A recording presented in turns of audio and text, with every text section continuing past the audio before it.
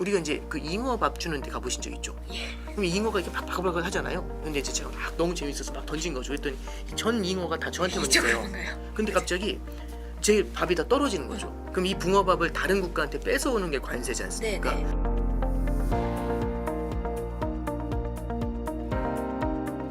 네, 빅터뷰 시간 시작하도록 하겠습니다. 자본의 장벽이 허물어지면서 해외 시장에 대한 관심도, 환율, 금리에 대한 관심도 많이 높아지고 있지요. 그래서 오늘 글로벌 경제 분석의 1인자 모셨습니다. 신한 프리미엄 패스파인더 오건영 단장님과 함께 시간 마련했습니다. 단장님, 어서 오십시오. 네. 아, 요즘도 바쁘시죠? 아, 예. 정신없이 다니고 있습니다. 아, 요즘 가장 큰 걱정은 단장님 보세요. 아, 이제 뭐 사실은 이 환율이라는 걸 많이 물어봐 주시는데 걱정들이 되게 많으시잖아요. 네. 근데 이제 저도 뚜렷한 답을 드리지 못하는 게 결국에는 이벤트에 의해서 시장이 움직일 때가 있어요. 펀더멘탈이 아니라 그게 예를 들어서 정치적인 리스크라든지 아니면 트럼프의 관세처럼 우리가 예측할 수 없는 것들이 있지 않습니까? 맞아요. 예, 그 속내를 들여다볼 수가 없는 건데 이런 예측할 수 없는 이벤트들에 의해서 시장이 자극을 받을 때 여기에 대해서 굉장히 걱정들을 많이 하시는데 이걸 답을 저도 명쾌하게 드리지 못하는 부분들 이런 것들은 좀 저도 아쉽게 생각을 하고 있습니다. 아, 참 이게 어려운 것 같아요. 우리도 예측을 딱 할 수 있어서 무언가 답을 딱 내놓으면 좋은데 그렇죠. 그리고 이건 뭐 저만의 생각인지도 모르겠습니다만 국내가 우리나라 분들이 유독 환율에 예민하신 것 같아요. 그건 맞는 것 같아요. 네. 이제 왜 그러냐면 저는 두 가지라고 생각을 하는데요. 하나는 외환 위기에 대한 트라우마가 있습니다. 맞아요. 일정한 박스권 위로 환율이 올라오면은 2,000원을 바라보면서 빨리빨리 사야 된다는 생각이 있고요. 그러다가 한번 휘청하면서 내려오잖아요. 그러면 우리가 이제 지난 2010년대에는 환율이 1,000에서 1,200원 사이에서 꽤 오랜 기간 안정이 돼 있었어요. 네. 그러면 그 안정에 대한 기억이 나면서 지금 환율이 너무 높은 거지 하면서 갑자기 확 태도가 돌변이 돼요. 그러면서 더 내려올 것이다 이제 이런 기대를 갖거든요. 그러니까 결국에는 2,000원에서 땡기는 힘하고 1,000에서 1,200원 사이 이 벽에서 땡기는 힘하고 이 가운데에 끼어 있다 보니까 약간의 움직임에도 쏠림이 되게 커지는 맞아요. 느낌? 그런 게 되게 크죠. 이만큼 높으면 안 사야 되는데 그렇죠.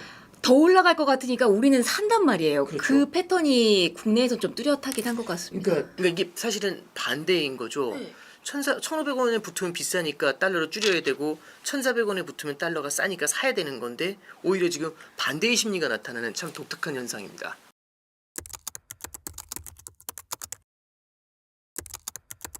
그래서 시장을 보면서 저도 맨날 보면서 헷갈리는 게 2,700 뭐 잘 간다. 네네. 뭐 미국 시장보다 국내 시장이다 이런 이야기가 나오는데 동시에 환율 이게 1,500원이 뉴 노멀이 되는 거냐. 또 이것에 대한 부담감을 시장이 동시에 가지고 있거든요. 이런 지금의 상황은 어떻게 봐야 되는 거예요? 일반적으로 갖고 있는 생각은 주가가 오르면 환율이 내린다 이 생각이 되게 강해요. 저도 맞아요. 그런 생각 되게 많이 하고요. 최근에 보면은 환율은 높은 레벨에서 버티는데 주가가 올라오는 거죠.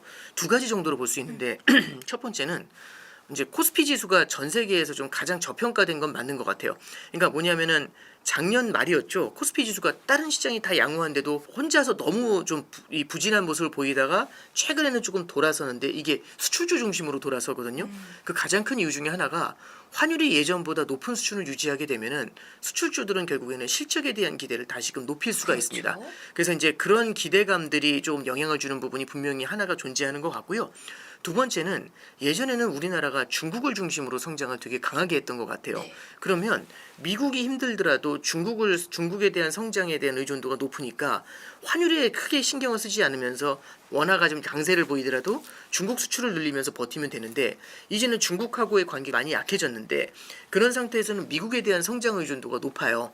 그렇기 때문에 미국 경제가 탄탄하면 그러면 환율이 높지 않습니까? 그럼에도 불구하고 미국 경제가 탄탄했었을 때는 우리의 수출 성장률이 올라오게 되니까요. 최근에는 환율의 상승하고 그 다음에 환율이 오르는데도 주가가 조금 좋은 모습을 보이는 모습들 이런 것들이 간헐적으로 나타나는 걸 좀 확인할 수 있습니다. 트럼프 대통령이 일기 때도 네. 환율 조작국 이걸 정말 초반에 강하게 때리면서 들어왔고 네네. 이번에도 이걸 예고를 한 상태잖아요. 네네. 그럼 이게 변화될 가능성이 더욱더 확실해질까요? 저는 일단 기본적으로 보고 있는 거는 미국의 일국주의라는 게 있지 않습니까? 네. 미국 일국주의가 너무 강해지다 보면은요, 과거에 비해서 달러가 너무 센 겁니다. 그러니까 시험으로 따지면은 뭐 수험생들 시험으로 따지면 일종의 불수능인 거거든요. 그러면 킬러 이제 문항 너무 많고 그렇죠. 그러니까 이게 그러면은 옛날에는 뭐 100점 만점이라고 할 때 옛날에는 80점, 90점 나오면은 이제 잘 본 거다 이제 이렇게 얘기하는데 워낙에 불수능이 돼버리면 50점, 60점만 받아도 잘한다. 트럼프 미국 경제가 지금 바이든 행정부 때도 이례적으로 강했어요. 그 상태에서 트럼프 행정부에선 관세까지 때리면서 다른 국가의 부를 미국으로 고이게 만들고 싶은 거거든요. 그러면은 달러가 아주 이례적으로 강한 모습이 나타날 수가 있는 겁니다. 그리고 다른 국가들한테 환율 조작이라는 얘기를 한다는 얘기는 결국에는 미국의 부를 가져가는 것들을 다 뺏어오겠다는 얘기인데, 그럼 다른 국가들 같은 경우는 성장이 둔화되면서 미국의 성장이 워낙 강하죠. 그렇죠. 그럼 미국 성장에 대한 의존도가 높은 상황이면은 말씀드렸던 것처럼 달러 강세 기조가 이어지는 거고, 그 미국 성장에 대한 의존도가 높으면은 미국 성장이 너무 강해서 달러가 강할 때도 주가가 조금씩 강세를 나타내는 제한적이나마 그런 모습이겠죠. 그래서 저는 굉장히 중요한 부분이 관세를 때린다든지 환율 조작에 대한 얘기보다도 미국 일국주의가 얼마나 강하게 이어질 것인가. 이 일국주의가 너무 강하잖아요. 그럼 말씀해 주셨던 것처럼 주가하고 환율하고 같이 움직이는 모습들, 이런 것들에 대한 가능성도 타진해 볼 수 있다, 이렇게 생각하고 있습니다. 그럼 일시적으로 지금 미국에서 네. 대체로 네네. 대체 뭐 대안 투자라고 해야 될까? 그래서 유럽 증시가 올랐고 네. 우리나라 증시도 올랐고 이렇게 연결고리를 타고 생각을 해도 되는 네, 거예요. 이제 일단 이렇게 보시면 좋을 것 같아요. 트럼프가 생각하는 건 결국에는 미국 경제가 굉장히 강해야 되고 위대한 미국 경제인데 어떻게 무역 적자를 겪느냐, 말이 안 되잖아요. 위대한 나라가 어떻게 적자를 겪어요? 우리는 부자인데. 그렇죠. 우린 부자고 위대한데 가장 큰 이유는 다른 나라가 페이크를 쓰기 때문이다. 그래서 거기에 대한 징벌이나 응징, 공정을 위해서라도 관세를 때려야 된다. 이제 이런 생각을 하는 거죠. 근데 이제 잠깐 생각을 해보면 교역이라는 건요, 수출 수입이라는 거는 결국에는 상대편 파트너가 있어야지 되는 거거든요. 그렇죠. 그러면은 결국에는 모든 걸 다 죽인 다음에 자기 혼자 잘 살려고 한다? 이거 생각보다 쉽지 않거든요. 근데 이제 트럼프가 생각하는 건 그겁니다. 미국으로 모든 걸 모으자라고 하니까 미국 경제가 탄탄해지고 미국 주식시장이 좋아져요. 그럼 다들 달러를 사가지고 미국에 투자하고 싶거든요. 그럼 달러 강세가 필연적으로 나타납니다. 네. 두 번째로 미국의 소비가 여전히 탄탄하다 보니까 미국말 물가가 꽤 높아요. 그러면 미국은 고물가 때문에 금리를 낮출 수가 없어서 금리도 높아요. 그러면 미국은 고금리의 강달러를 가져가는 거고요. 네. 근데 이제 다른 국가들 같은 경우는 결국에는 수출도 안 될 것 같으니까 금리를 낮추면서 성장 부양을 하거든요. 내수 성장을. 그럼 다른 나라는 저금리가 되는 거고 결국에는 달러가 너무 세다 보니까 내 나라 통화가 약세가 되는 거죠.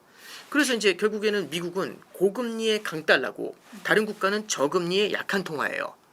그럼 이게 갈렸잖아요. 네. 근데 이게 참 이렇게 시간을 두고 보면 독특해지는 게 어떤 국가든지 소비하고 수출로 성장해요. 네. 근데 미국은 고금리의 강달러잖아요. 수출이 약하네요. 그렇죠. 강달러면 수출이 안 될 거고 고금리면 소비가 약해지겠죠. 약해지고. 그래서 이게 시차를 두고 보면은 미국 경제는 고금리와 강달러 때문에 고전할 수 있고 시차를 두고 길게 가면 네. 오히려 다른 국가는요. 결국에는 낮은 금리와 약한 통화 때문에 소비하고 수출에서 약간 힘을 받을 수 있거든요.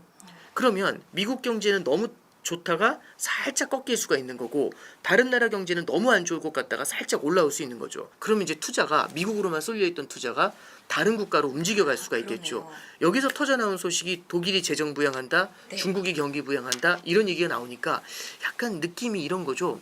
우리가 이제 그 잉어 밥 주는 데 가보신 적 있죠? 예. 그럼 잉어가 이렇게 막 바글바글 하잖아요. 딱 던지면은. 근데 이제 제가 막 너무 재밌어서 막 던진 거죠. 그랬더니 전 잉어가 다 저한테만 있어요. 근데 갑자기 제 밥이 다 떨어지는 거죠. 오 하는데 이제 앵커님이 저쪽에서 계시는데 이 주면은 잉어가 저희 뽀로로 하지 않습니까? 자본이 되게 그런 움직임이 강해요. 그러니까 재정이라는 잉어밥을 던지는 쪽으로 확 몰려가가지고 그렇게 움직이는 모습이 나타나는 거죠. 그래서 이게 일시적일 것이냐 아니면 중장기적일 네. 것이냐는 그 핵심은 제 붕어밥이 얼마나 남아있느냐의 문제예요. 그럼 이 붕어밥을 다른 국가한테 뺏어오는 게 관세지 않습니까? 네네. 그럼 내 앞에서 계속 파티를 하고 싶은 거거든요. 근데 지금 그 파티가 쉽지 않을 것 같아. 저 붕어밥 만드는 게 쉽지 않을 것 같아 하니까 이쪽에 와서 바글바글 하고 있는 현재는 그런 상황이다라고 보시면 될 것 같습니다. 한때는 미국도 헬리콥터 밴이 있을 정도로 그렇죠. 여력이 있었는데 그렇죠. 지금은 적자니까 그걸 관세로 메꿔야 되고 하다 보니까 돈을 잉어밥을 마련할 정도의 형편은 아닌 그렇죠. 거거든요. 그게 이제 미국의 재정 적자잖아요. 결국에는 빚을 내서라도 잉어밥을 만들어 가지고 잉어한테 준 건데 네. 지금 이제 빚을 더 내기가 쉽지가 않은 거잖아요. 그러면 다른 국가한테 이걸 가져오는 방법들을 고민을 할 수밖에 없겠죠. 그러면은 동시에 그 말도 그러니까 이해가 가네요. 우리는 1등 부자 국가니까 1등이어야 되고 우리가 짱이어야 되니까 그렇죠. 달러 강해야 돼. 이게 그렇죠. 표면적인 건데 그렇죠. 사실은 살짝 약했으면 좋겠어. 그렇죠. 예, 속으로 그렇게 얘기하죠. 근데 그게 궁금해요. 그 항상 뭐 제 기억에는 클린턴 이후에는 항상 네네. 강세를 좀 유지를 했던 것 같은데 네네. 뒤로는 네네. 시장에 맡기겠다는 말들을 강하게 약하게듯 하잖아요. 예. 이번 트럼프는 조지 부시 정도로 강하게 약세를 용인할까요? 이제 저는 이제 조지 부시 말씀해 주셨으니까 굉장히 비슷한 맥락으로 보는 게요. 이제 그 클린턴 행정부 때는요. 네. 일기 이제 그 아버지 부시 대통령이 네. 90년대 들어왔다가 1차 걸프전을 하고서 미국 재정 적자가 되게 커졌어요. 맞아요. 클린턴이 들어온 다음에 그 재정 적자를 다 메웠고 그 중심에는 미국의 재무장관 중에 아직도 칭송을 받는 로버트 루빈이라는 분이 있었습니다. 그 로버트 루빈이 강한 달러 정책을 썼거든요. 근데 강한 달러 정책을 쓸 수 있었던 이유는 모든 재무장관은 강달러 정책을 쓰고 싶어요. 왜냐하면 이게 패권 통화로 남아 있어야 되기 때문에 달러는 강해야 돼요. 그래서 패권 통화인데 패권 통화가 난 약해지고 싶어요 이러면 되게 안 좋아하거든요. 신뢰가 있는데. 그렇죠. 신뢰가 존재하는데 그래서 패권 통화로 계속해서 남아 있고 싶어요. 그래서 강달러 얘기하는데 적어도 로버트 루비 때는요. 미국의 재정 적자가 많이 사라졌어요. 그리고 오히려 미국이 인플레이션 압력이 되게 높다 보니까 네. 오히려 수입 물가를 좀 낮추는 전략이 필요해서 강달러에 보다 방점을 둔 거죠. 그러니까 강달러 기조가 있는데 이쪽으로 확 붙여버린 거죠. 그랬더니 달러가요. 90년대 후반에는 엄청 셌어요. 그러다가 조지 부시가 딱 들어왔는데 조지 부시 때는 이제 돈을 막 풀어준 거죠. 그리고 9.11 테러도 터지고 맞아요. 그다음에 금융위기도 터지고 하니까 미국의 재정 적자가 커지고 무역 적자도 커지면서 미국이 결국에는 달러가 되게 무역 적자가 커지면서 미국 경제가 힘들어졌어요.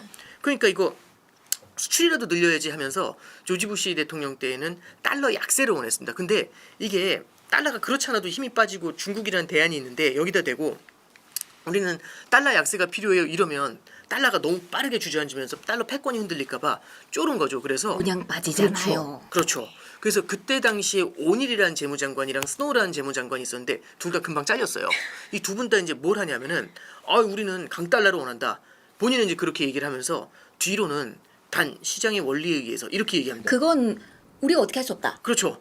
그러니까 이제 달러는 강해야 되지만 뭐 시장의 원리에 의해서 약해지는 건 그럼 뭐 나한테 어떻게 하라는 이제 이런 얘기죠. 결국에는 그래서 약간 표면적인 수사를 주는 건데 최근에 베센트 재무장관이 비슷한 얘기를 해요. 네. 우리는 여전히 강달러 기조를 가져간다라고 얘기하거든요. 근데 다른 나라가 자국 통화 약세를 만드는 건 용인하지 않겠다 이런 얘기를 합니다. 이게 앞뒤가 안 맞는 게 다른 나라 통화가 약하다는 얘기는 환율은 상대 가치이기 때문에 네. 다른 나라 통화가 약하면 달러가 강한 거예요. 그렇죠. 그러면 달러는 강해야 되는데 다른 나라 통화는 약하면 안 된다라고 하면 앞뒤가 안 맞는 얘기가 되거든요. 약간 이제 조지 부시 대통령 당시의 그 모습하고 비슷한 게 미국이 지금 무역 적자도 심하고 재정 적자도 심해요. 그러면 결국에는요. 달러 약세를 만들어 가지고 어느 정도는 수출을 만들어내는 게 필요합니다. 그래서 이게 달러를 본격적으로 약하게 만들기에는 너무 좀 걱정이 많죠. 왜냐하면 네. 지금 러시아 중국 블록이 워낙 커지면서 달러 패권에 대한 도전이 일어날 수 있다 이런 얘기가 나오는데 달러 안 써. 그렇죠. 거기다 대고 딱 드러내놓고 막 밀고 갈 수는 없지 않습니까? 그러다 보니까 이제 최근에 이제 트럼프 행정부도 약간 조지 부시 때하고 비슷하게 겉으로는 달러 강세를 원하지만 내면으로는 달러 약세를 원하는 그런 모습은 좀 보이고 있습니다. 근데 그게 생각보다 의도처럼 쉽지는 않죠. 어렵죠. 근데 한편으로는 그런 생각도 들어요. 파월 의장과 네네. 1월에는 네. 상당히 힘겨루기를 했어요. 그렇죠. 지금은 모르겠다. 뭔가 기조가 달라진 거를 단장님은 더 느끼실 것 같아요. 이제 일단 두려운 게 있는 것 같아요. 뭐가 두렵냐면 바이든 행정부를 보면 바이든 행정부 때 주식시장도 굉장히 좋았고요. 네.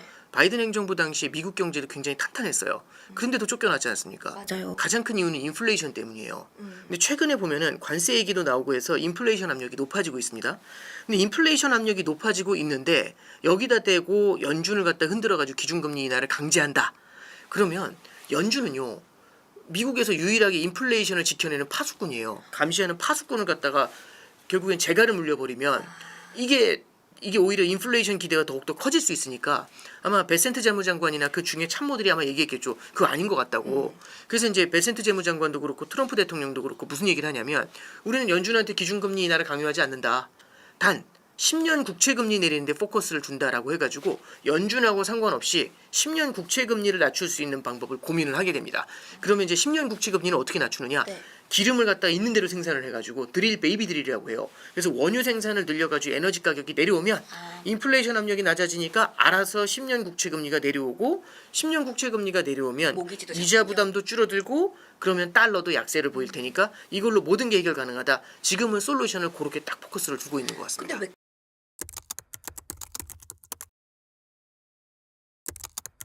근데 왜 경기 침체란 언급은 왜 한 걸까요? 언론에서 조금 과장해서 보도하는 건 있는 게 트럼프가 경기 침체를 원한다. 그게 아니고요. 네. 그러니까 경기 침체 같은 게 찾아오더라도 뭐 이게 그런 징후가 보이더라도 옛날처럼 막 먼저 들어와 가지고 돈 풀고 이러진 않겠다. 이제 이런 뉘앙스의 표현인 그런 거거든요. 뉘앙스로. 그러니까 이게 뭐냐면 때려서 눕히겠다가 아니라 혹시 흔들리더라도 받쳐주진 않겠다 이제 이런 얘기로 보시면 돼요. 그리고 이제 트럼프는 이제 그 다음에 조금 수습을 해서 뭐라고 하냐면 우리는 경기 침체에 대한 가능성은 높게 보고 있지 않다 이제 이렇게 얘기합니다.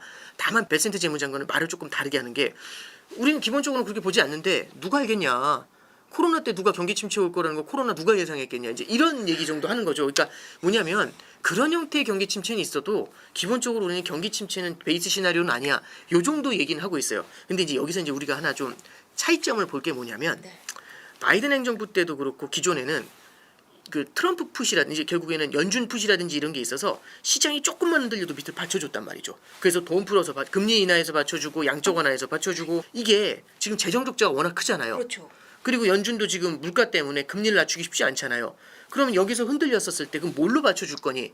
이거거든요. 그래서 최근에 보면은 미국 증시가 한 5에서 10% 정도 하락을 하니까 베센트 재무장관이 응석바지처럼 얘기하는 거죠. 아니, 응석바지처럼 얘기하지 마라. 지금 너무 정부가 주는 돈에 의존해 가지고 살고 있다. 너희들이 살아갈 수 있는 민간에서 힘을 키워야지 언제까지 이렇게 해주냐. 이거는 결국에는 중독된 거나 다름없다. 그래서 디톡스 기간을 거치라고 해요. 뭐냐면 해독 기간이란 얘기죠. 고통스럽죠. 그렇죠. 그 해독 기간이 다소 고통스러울 수는 있지만 그게 오히려 중장기적으로 미국의 성장을 위해선 도움이 될 것이다라는 그런 식의 이제 표현을 해요. 그러다 보니까 시장에서는 그러면 경기 침체를 용인하는 거 아니냐 이제 이런 걱정들을 좀 하는 거고 오히려 이제 그냥 표현이 정확하게 가려면 굉장히 예전에는 조금만 흔들려도 막 부양하려고 했던 걸 이걸 조금은 뭐라고 해야 될까요? 시장 원리에서 움직이는 쪽으로 하기 위해서 약간은 좀 관망하는 모습들 예, 그런 걸 보입니다. 근데 이게 또 심각하게 치닫잖아요. 그럼 또 바로 또 들어올 가능성이 높겠죠. 그래서 지금은 조금은 신중하게 바라보고 있는 단계 예, 그 정도로 설명할 수 있을 것 같습니다.